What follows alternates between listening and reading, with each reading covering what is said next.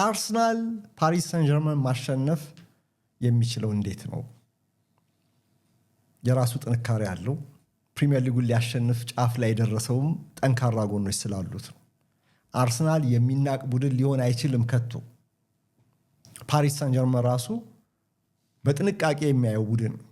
የፔዤ አጥቂ መስመር ብርታት ካያችሁት፣ የአርሰናል ተከላካይ ክፍልን ጥንካሬ ካያችሁት ጨዋታው የበለጠ የፔዤ አጥቂ ከአርሰናል ተከላካይ ጋር ሊሆን እንደሚችል መጠበቅ አለብን። ቡዳፔስት ግንቦት 22 ቅዳሜ ምሽት 1 ሰዓት ላይ ይሄ ጨዋታ ይጀምራል። ይህ ለደጋፊዎች የማይቀርበት ቀጠሮ ነው። አርቴታ ደግሞ የአሰልጣኝነት ህይወቱ ከፍታን ሊጨብጥ እድል የሚያገኝበት ዕለት ስለሆነ በአንድ በኩል የፕሪሚየር ሊጉን አፈጻጸም አጨራረሱን በጥሩ ሁኔታ እንዲጠናቀቅለት እየሰራ በሌላ በኩል ደግሞ ስለ ፍጻሜውን ማሰቡ አይቀርም። መቼም ሃንጋሪና ቡዳፔስት መቼም የሚረሳቸው አይሆኑም። በአሰልጣኝነት ህይወቱ በቻምፒየንስ ሊግ ፍጻሜ ለመጀመሪያ ጊዜ የደረሰበት እና የፍጻሜ ጨዋታ የሚከናወንበት ቦታ ሀገር ስለሆነ ነው። እንግዲህ በሽንፈት ሐዘን ወይም በድል ደስታ ሊከተለው ይችላል።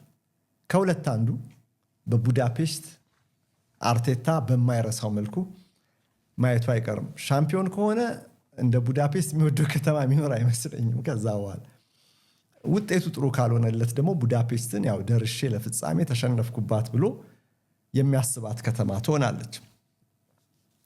እንግዲህ አጨራረሱ እንዲያምርለት ግን በጠንካራ ጎኑ መጠቀምና ስስ ብልቱን ፕሮቴክት ማድረግ ይኖርበታል።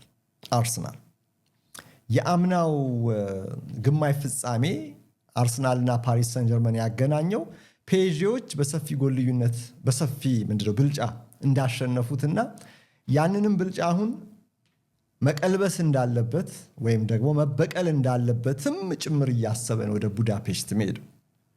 ፓሪስ ሰን ጀርመን ባየር ሚኒክን በድምር ውጤት 6-5 ካሸነፈ በኋላ በዚህ ፍጻሜ ጨዋታ ላይ ከአርሰናል ይልቅ ይህንን ዋንጫ የማሸነፍ እድል አለው የሚሉ ወገኖች በዝተዋል።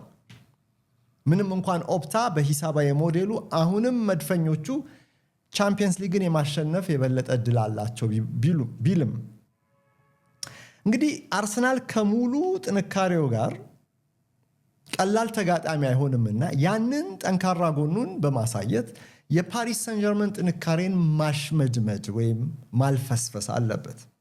ስለዚህ ፔዤን ለማሸነፍ በምን አይነት ጉዳዮች ላይ ማተኮር አለበት?